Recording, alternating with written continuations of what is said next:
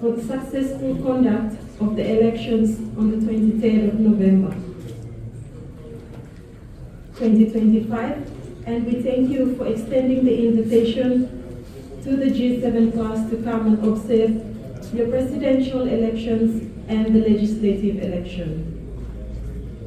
The G7 Plus Electoral Observer Mission is led by a number of members from the G7 Plus. This comprises of the Director General for Technical Secretariat for Electoral Administration of Timor-Leste, the representative from the National Election Commission of Sao Tome and Principe, and we also have 3 technical team members from the G7 Plus Secretariat, a local journalist, and the focal point of the G7 Plus here in Guinea-Bissau, and myself, the head of delegation of G7 Plus.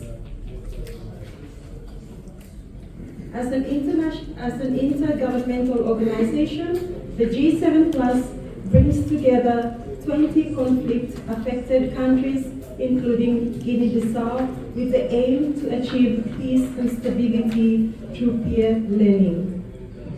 The mission of the G7 Plus is aimed at assessing the electoral process in accordance with the regional and international standards, with a specific focus on the contributions to peace building, national reconciliation, and conflict prevention in Guinea-Bissau. We are also here to observe and analyze the political environment during the electoral process. We are also here to assess the level of inclusion and participation of all sectors of the society, including women, youth, and marginalized groups. And finally, we are here to monitor the performance of the electoral administration to ensuring transparency and impartiality. Since our arrival in Guinea-Bissau on the 18th of November 2025, the G7 Plus Election Observation Mission met with the following: the campaign coordinator of presidential candidate from Republican platform, and the president candidate from PALDG, to hear their perspectives on the election. We also met with the President of the National Election Commission of Guinea-Bissau to thank him and his team for all the support they have given to G7 Plus and to hear an overview of the electoral procedures in the country. The delegation also had the courtesy meeting with the Minister of Economic Planning and Regional Integration. We also observed the early voting that was done for the military, for the police, and also for the civil servant. The G7 Plus also participated in a coordination meeting with the international observers from CPLP to exchange information on the elections. Now, in terms of our polling day observation, our team was divided into three teams. We observed 3 regions, namely Bissau, Biombo, and Oyo. We covered a total of 160 polling stations and a total of 11 electoral circles. In terms of the key findings, ladies and gentlemen, firstly, in terms of the opening of polls, most of the polling stations are properly identified and open on time at 7 a.m. This is in accordance with the election laws. However, we observed a few polling stations where the polling stations were delayed by 15 to 30 minutes after the opening of the polling station. All sensitive materials were already at the polling station before the polling station was open as well. That's one of the things we observed. There's also polling staff who were knowledgeable on the opening procedures. It is encouraging to see that there was no heavy police presence in the polling stations, which means and implies that the environment is safe and secure. People with disabilities were also given priority to vote in the opening of the polling stations we have visited. Now, secondly, in terms of the polling processes, relatively most of the polling stations were conducive and also had a proper layout. However, some polling stations have not been positioned in the right place. Majority of the voters understand and were familiar with the voting processes. A few were suggested by the polling staff to go to their designated polling stations. We also observed that some voters complained that despite having a valid electoral card, their names did not appear on the list of designated polling stations. All polling staff verified voters' identity on the electoral book. Even presiding officers also announced voters' names and their card numbers as well. The presiding officers were very approachable, cooperative, helpful, and responsive to the questions by our observers.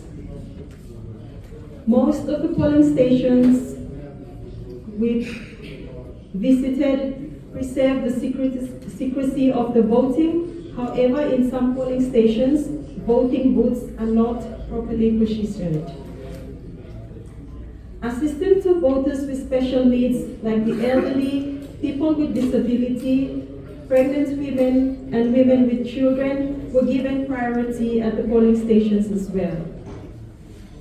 On the other hand, we also observed some polling stations are not accessible to elderly and people with disability. All voting processes were run without any major incidents and no evidence of intimidation and bribery during the voting process. There was a good gender balance between polling staff, which is commendable. Some polling stations had women as presiding officers, while others comprised of all females. We also observed that most of the polling stations visited after midday, number of people voting is about 50 to 60 participation already. Sporadically, we observed that there are still signs of election campaign materials and posters nearby some of the polling stations. Thirdly, in terms of closing and counting, the polling stations were observed closed on time at 5 p.m. with no voters remaining in the queue.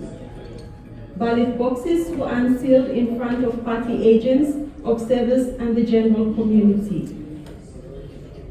Polling staff conducted the reconciliation process in a professional manner in the presence of polling agents and observers and before all of us. The counting process was conducted in a transparent manner. The results were announced and signed by party agents.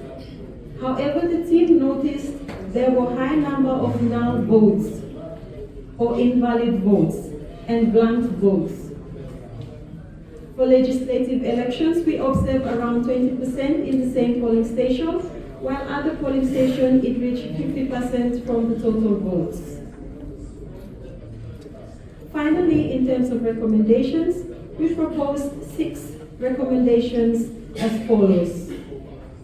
Firstly, we recommend CNE to invest more in the civic education in the spirit of promoting democracy, strengthening institutions, and build peaceful societies. There is also a need for capacity building for polling staff to ensure good practices, and there is a consistency in managing the election activities. Thirdly, the assembly, the voter should be set up in an open space with designated areas that provide appropriate distances between officials for the polling stations, candidate representatives, and also voters. The polling booth must be properly secured to ensure that each voter's choice remains private and cannot be seen by others. The CNE to strengthen its communications channel with the public using digital platforms, regular press conferences, and official communications to clarify doubts, combat misinformation or disinformation, and ensure greater confidence is done in the electoral process as well.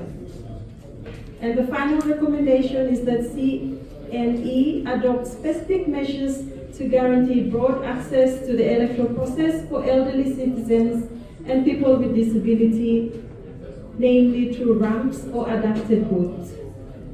In conclusion, ladies and gentlemen, the team observed that the joint elections in Guinea-Bissau in general was free, peaceful, and transparent. The G7 Plus Election Observation Mission reiterates that this is only an initial assessment of the electoral process for the joint election in Guinea-Bissau, and therefore solicits the continuous cooperation from all parties and state actors in Guinea-Bissau. The G7 Plus will continue to promote its program of fragile to fragile cooperation to provide a platform for member countries, including Guinea-Bissau, to learn from other countries' experiences. The G7 team looks forward to continued collaboration in the future as part of strengthening state institutions and promoting democracy, peace, and development in Guinea-Bissau.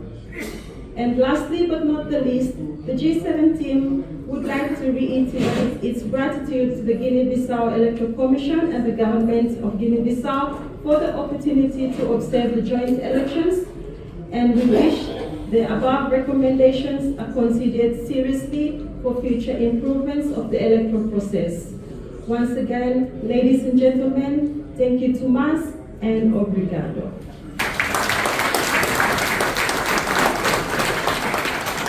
Obrigado, Excelência Cristina Mintilho, chefe da missão da G7+,